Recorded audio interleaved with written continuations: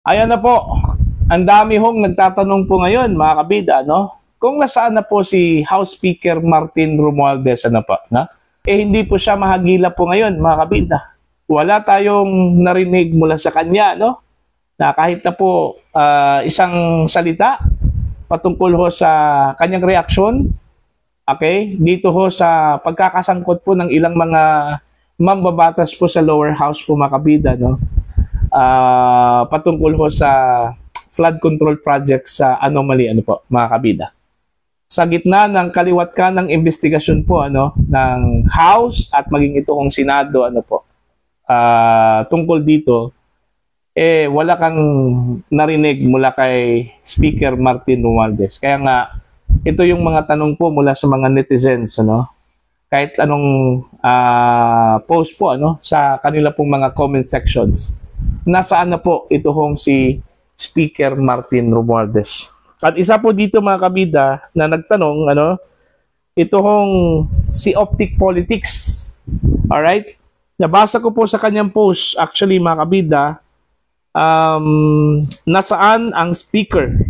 Ghost na rin ba, kagaya ng ilang flood control projects, ano? Okay?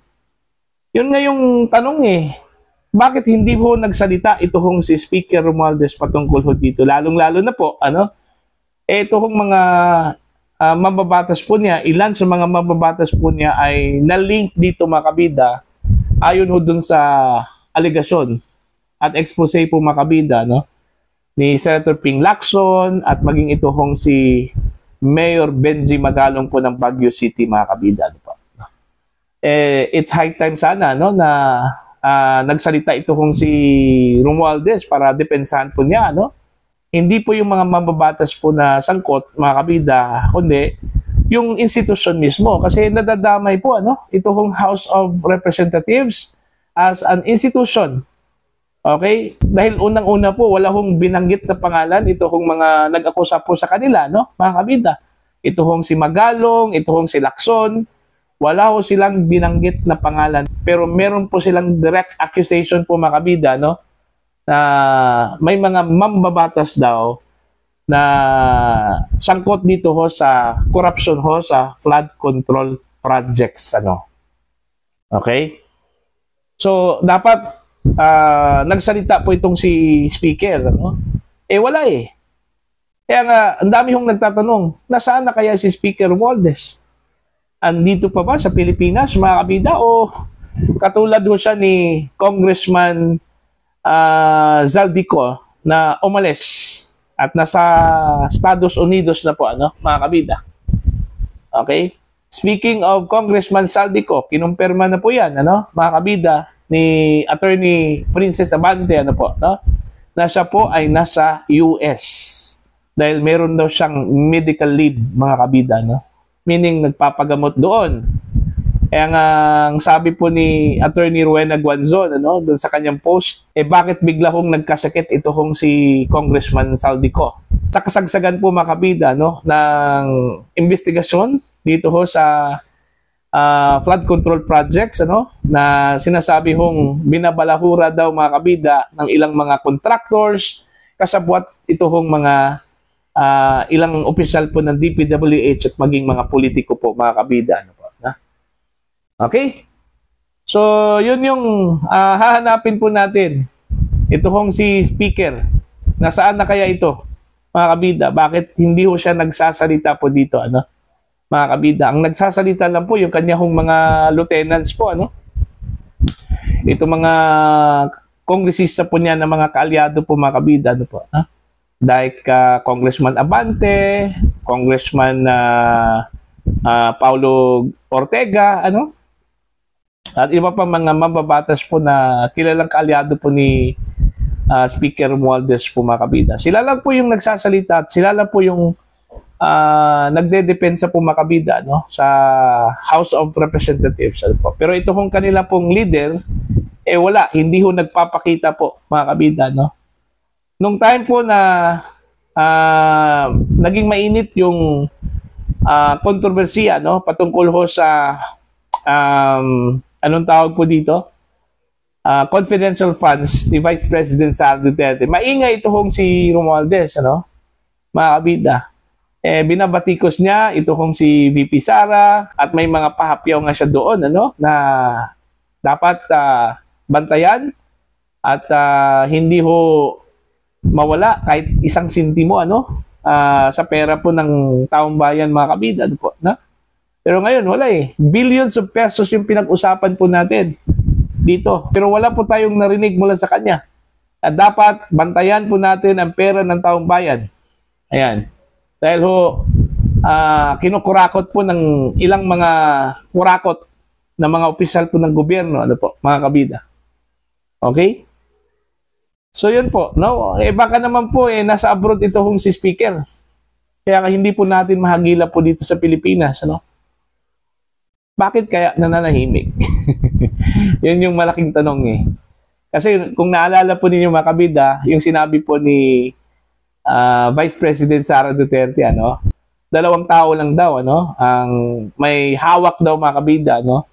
Sa budget po ng Pilipinas. Okay? Itong si Speaker Romualdez at ito kong si Congressman Zaldico. Ito lang pong dalawa daw, ano? Ang may control. Okay?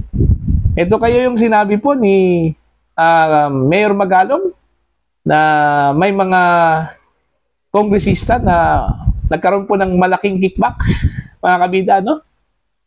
Ito, tanong ko lang po ito, ano? Kasi naalala ko yung sinabi po ni Congressman Magalong, ano, na ito daw mga mababatas po sa House of Representatives, nahihirapan daw banggitin yung mga pangalan po ng mga kongresista na nagkaroon po ng malaking kickback. In fact, 2 ho sa mga kongresista daw, mga kabida, ang pinakamalaking kickback daw, ano po, ano? Sabi po ni Mayor Magalong. Kaya siguro takot ito hong mga mababatas po na imbitahin ito hong si Mayor Magalong, ano? Okay? Dahil baka naman po hindi po mapigilan, ano? Hindi po makontrol ito hong si Magalong, magsalita po ito, mga kabida, at babanggitin po kung sino-sino itong mga mababatas na sinasabi po niyang nagkaroon po ng link, ano, sa corruption po, ano, sa mga proyekto po ng gobyerno, mga kabida. Ayan, okay? So, yun yung parang ayaw po mangyari siguro ng ilang mga mababatas po, ano. Kasi kung maalala po ninyo, yung last hearing po, ano, ng TRICOM, mga kabida, inattempt po, ano, I think si Congressman Toby Chanco ata yun, or si Congressman Edgar Erice, no? Mga kabidang nag-propose na imbitahin ito hong si Congressman Zaldico, mga kabida, no? At maging ito hong si Magalong, mga kabida.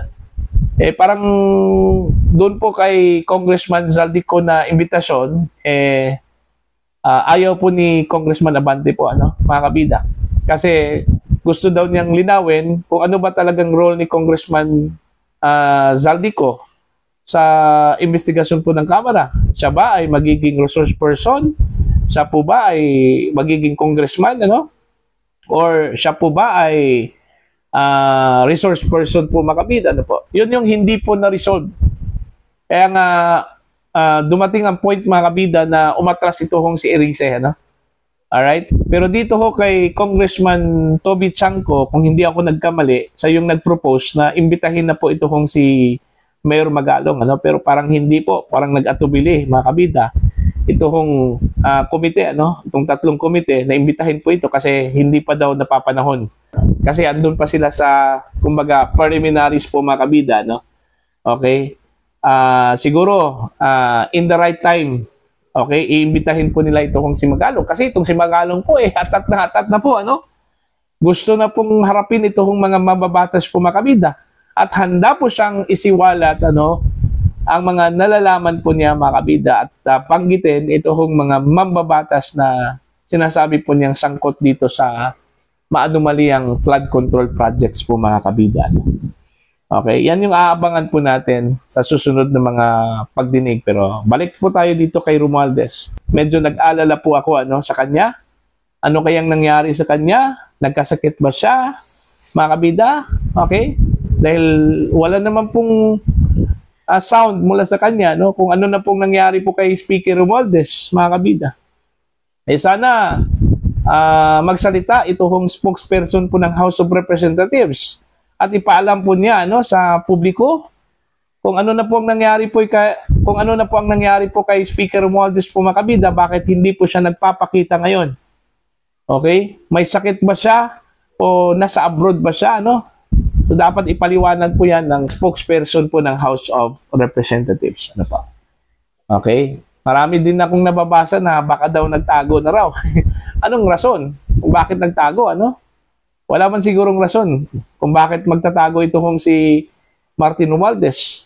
Kung hindi man po siya sangkot doon ho sa malusong flood control projects, ano, at doon ho sa sinabi ni Mayor Magalong na kickback, ano, na natanggap ng ilang mga mamabatas, bakit hindi po siya nagpapakita?